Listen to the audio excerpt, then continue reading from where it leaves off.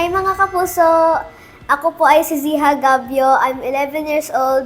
Nakatira ako sa Barangay San Pedro, Haro, Iloilo City. Gusto ko pong sumali para matulungan ko yung pamilya ko at saka ma-share ko yung talent ko sa buong Pilipinas. Nag-start ako nung 9 years old ako at nag-start ako sa church kumanta ng backup singer at naging leader. Bukod po sa worship songs, yung kinakanta ko po palagi is yung What a Beautiful Name It Is. First time ko po makasali sa contest na ito and excited po ako na i-share yung boses ko sa buong Pilipinas. Masayang-masaya kasi ako kasi makakanta na ako sa harap ng madaming tao.